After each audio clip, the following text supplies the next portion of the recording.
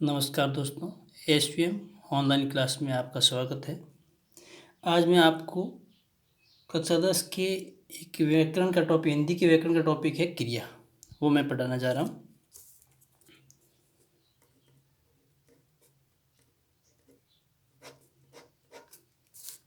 क्रिया क्रिया की परिभाषा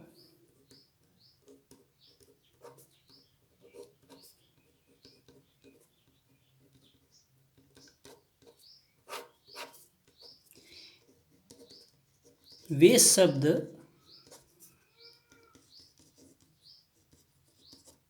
जिनके द्वारा किसी कार्य का करना या होना पाया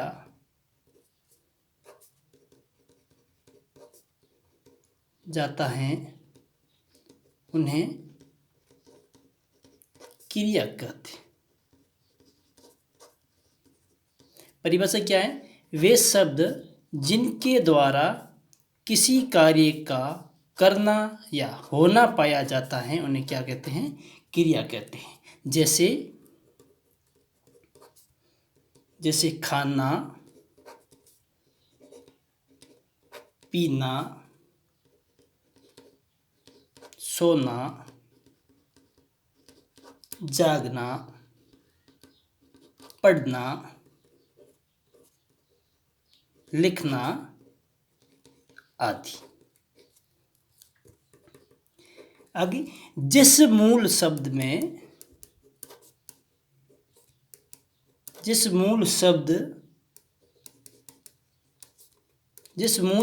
से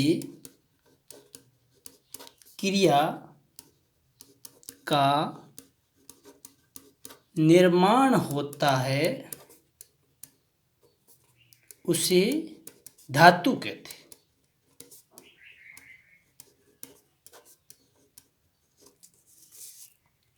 क्या लिखा है? जिस मूल शब्द से क्रिया का निर्माण होता है उसे क्या कहते हैं? धातु कहते हैं। और धातु में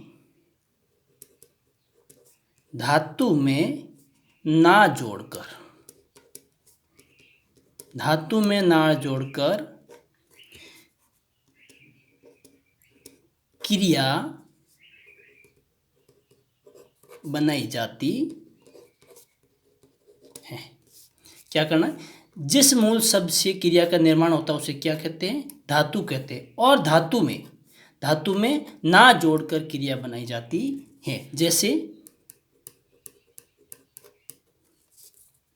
जैसे खा मूल धातु है और खा के अंदर ना जोड़कर क्रिया बनाई जाती है। जैसे खा में ना जोड़ा क्या हो जाएगा?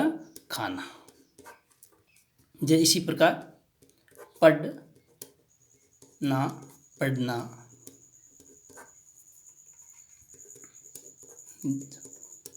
जा में ना जोड़ा क्या हो जाएगा? जाना। लिख में ना जोड़ा, लिख मूल धातु है, इसके अंदर ना प्रत्यय लगाने में क्या जाना? लिखना। जैसे सल ना जोड़ क्या हो जाएगा? चलना। ये मूल धातु है और इस मूल धातु के अंदर क्या जोड़ना है? ना जोड़ने पर क्या बन जाएगी? क्रिया का निर्माण हो जाएगा। आगे, क्रम के आधार पर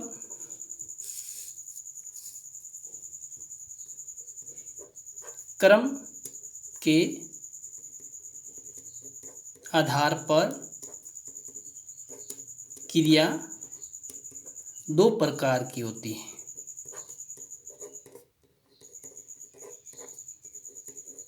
क्रम के आधार पर क्रिया दो प्रकार की होती हैं। नंबर 1 अकर्मक क्रिया और नंबर 2 सकर्मक क्रिया। क्रम के आधार पर क्रिया दो प्रकार की होती है। एक है अकर्मक क्रिया दूसरी है सकर्मक क्रिया। अब देखो अकर्मक के अंदर और इधर सकर्मक, इसके अंदर इसमें आ जाएगा अ प्लस कर्म और इसमें क्या हो जाएगा स प्लस कर्म। इसमें स उपसर्ग लगा है, इसमें अ उपसर्ग लगा है। किसमें? अकर्मक क्रिया में अ उपसर्ग लगा है और सकर्मक क्रिया में स उपसर्ग लगा है। अ का अर्थ होता है नहीं और स का अर्थ होता है सहित या साथ। अब जिस क्रिया में कर्म नहीं होता है, अ का मतलब होता है नहीं, जिस क्रिया में कर्म नहीं होता है उसे क्या कहते हैं? अकर्मक क्रिया। और जिस क्रिया में कर्म सहित, जो क्रिया कर्म सहित होती है उसे क्या कहते हैं? सकर्मक क्रिया कहते हैं।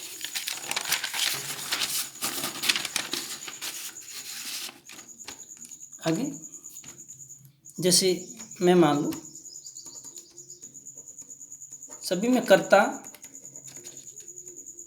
कर्म प्लस क्रिया वाक्य इस प्रकार होता है। जब किसी क्रिया के अंदर मान लो कर्ता हो और कर्म नहीं हो और क्रिया हो, कर्ता कर्म नहीं हो और क्रिया हो तो वो कौन सी क्रिया हो जाएगी? अकर्मक क्रिया। मान लो क्रिया का प्रभाव किसके ऊपर पड़े? कर्ता के ऊपर पड़े। क्रिया का प्रभाव कर्ता के ऊपर पड़ता है तो क्या कहलाती है? अकर्मक क्रिया कहलाती है। और किसी वाक्य में कर्ता हो, कर्म हो और क्रिया हो और क्रिया का प्रभाव कर्ता पर ना पड़कर किसके ऊपर पड़े? कर्म के ऊपर पड़े तो कौन सी क्रिया हो जाएगी? सकर्मक क्रिया हो जाएगी। याद रखना, क्रिया का प्रभाव कर्ता के ऊपर पड़े, कर्म रहित हो तो उसे क्या कहलाती है? अकर्मक क्रिया। और जब क्रिया का प्रभाव कर्ता पर न पड़कर क्रिया का प्रभाव कर्म के ऊपर पड़े और कर्म सहित हो उसे क्या कहलाती है? वो क्रिया सकर्मक क्रिया कहलाती है।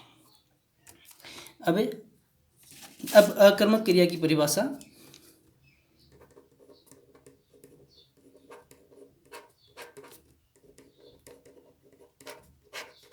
अकर्मक क्रिया की परिभाषा, जिस क्रिया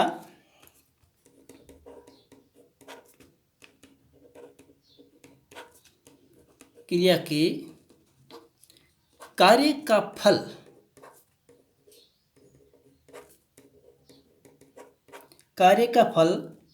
कर्ता पर ही पड़े उसे क्या कहते हैं? अकर्मक क्रिया कहते हैं। अकर्मक क्रिया का कोई कर्म नहीं होता। लिख देता हूं, अकर्मक क्रिया का कोई कर्म नहीं होता। तो ठीक है, याद रखना, अकर्मक क्रिया किसे कहते हैं? जिस क्रिया के कार्य का फल कर्ता पर ही पड़े उसे अकर्मक क्रिया कहते हैं। अकर्मक क्रिया का कोई कर्म नहीं होता। ठीक है, जैसे उदाहरण में ले लेता हूं। जैसे पहला उदाहरण ले लेता हूं, श्याम रोता है। श्याम रोता है, श्याम इसके अंदर क्या करता है? रोना क्या है? क्रिया है। तो इसके अंदर कर्म है ही नहीं, तो रोना क्रिया, इस क्रिया का प्रभाव किसके ऊपर पड़ रहा? सीधा कर्ता के ऊपर पड़ रहा। तो इसमें कौन सी क्रिया हो जाएगी? अकर्मक क्रिया हो जाएगी। जैसे उदाहरण और भी लिख देता हूँ, वह हंसता है, राधा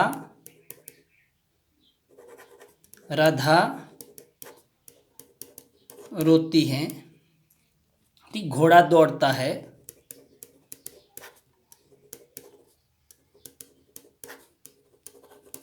तो इसमें रोना, हंसना और राधा रोती है, रोना, दौड़ना, ये सारे क्या हो गई? क्रिया हो गई। और ये क्या है? कर्ता। इस क्रिया का प्रभाव सीधा किसके ऊपर पड़ रहा है? कर्ता के ऊपर पड़ रहा। तो इसमें कौन सी क्रिया हो जाएगी? अकर्मक क्रिया हो जाएगी। इसके अंदर ये हंसना, रोना, दौड़ना ये क्रिया है। उसके बाद में आगे सकर्मक क्रिया, ये पहली अकर्मक क्रिया हो गई और ये दूसरी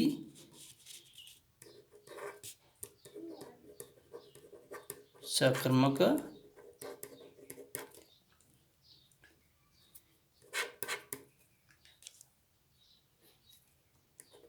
दूसरी है सकर्मक क्रिया। जिस क्रिया या जिन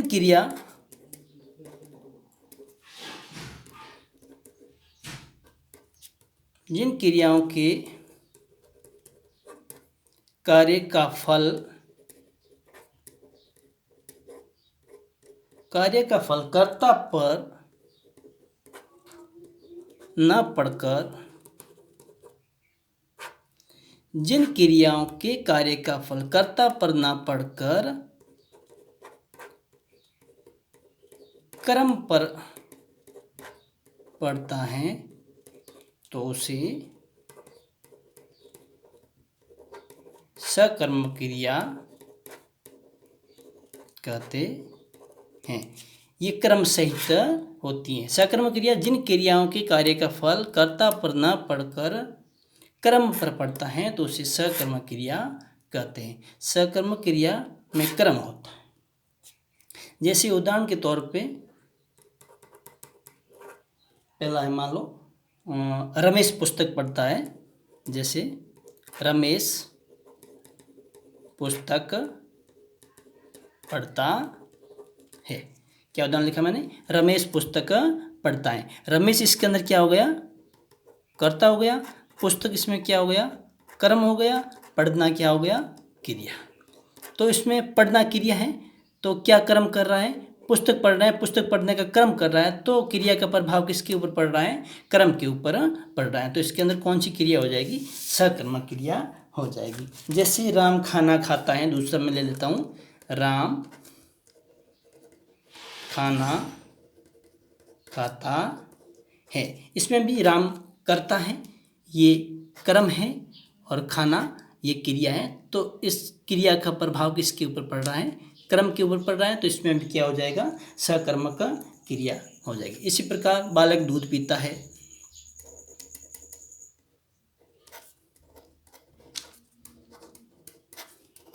इसी प्रकार के उदाहरण आप और भी ले सकते हो। ठीक है, तो ये हो गया अकर्मक क्रिया। चलो उदाहरण दिखता नहीं है तो कोई बात, देखो क्या लिखा, राम खाना खाता है, बालक दूध पीता है। और भी दिखा देता हूँ मैं, सकर्मक क्रिया जिन क्रियाओं के कार्य का फल कर्ता पर ना पड़कर कर्म के ऊपर पड़ता है तो उसे क्या कहते हैं, सकर्मक क्रिया कहते हैं। रमेश पुस्तक पढ़ता है, उदाहरण राम खाना खाता है, बालक दूध पीता है। और भी उदाहरण अपनी मर्जी से आप बना सकते हो। सकर्मक क्रिया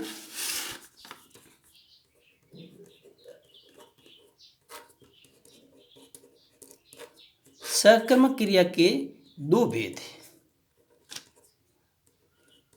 सकर्मक क्रिया के दो भेद हैं। एक है एक कर्मक क्रिया,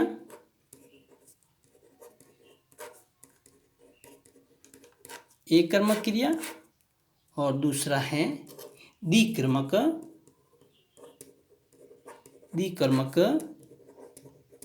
क्रिया।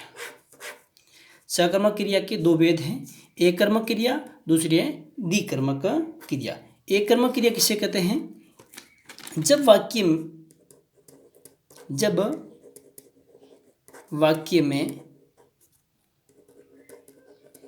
क्रिया के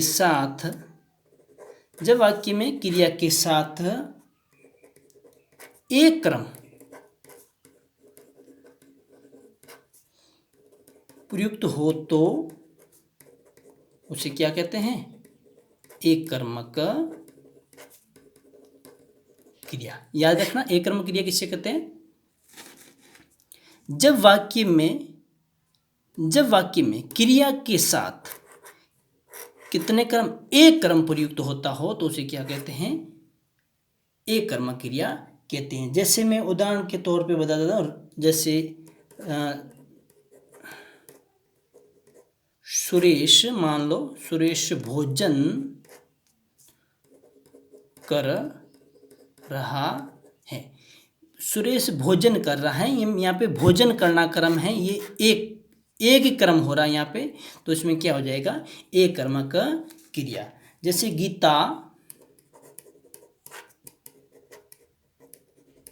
गीता पुस्तक पढ़ रही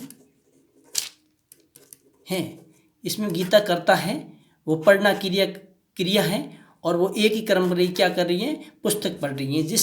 जब किसी वाक्य के अंदर एक ही कर्म प्रयुक्त हो तो उसे एक कर्मक क्रिया कहते हैं। अब द्विकर्मक क्रिया,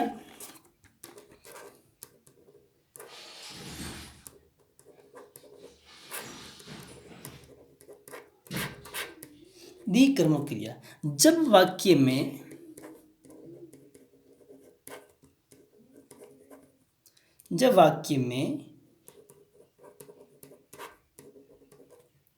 क्रिया के साथ दो क्रम, जब एक कर्म क्रिया में किसी वाक्य के साथ एक क्रम प्रयुक्त हो, और इसके अंदर जब वाक्य में क्रिया के साथ कितने क्रम, दो क्रम प्रयुक्त हो, दो क्रम प्रयुक्त हो तो उसे क्या कहते हैं, द्विकर्मक क्रिया कहते हैं।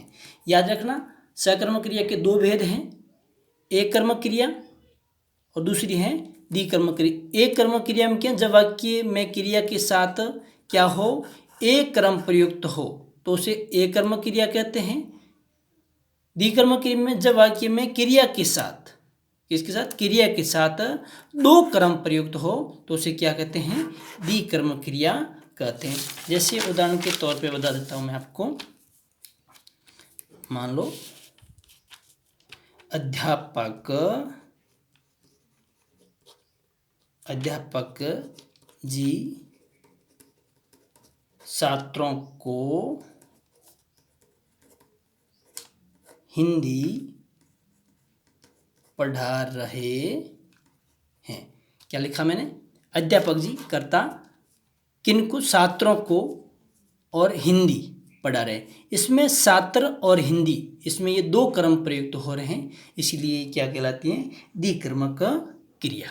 तो इसी प्रकार क्रिया की परिभाषा, वे शब्द जिनके द्वारा किसी कार्य का करना या होना पाया जाता है उसे क्या कहते हैं, क्रिया कहते हैं। जैसे खाना पीना, सोना, जागना, पढ़ना, लिखना आदि क्या है, क्रिया है।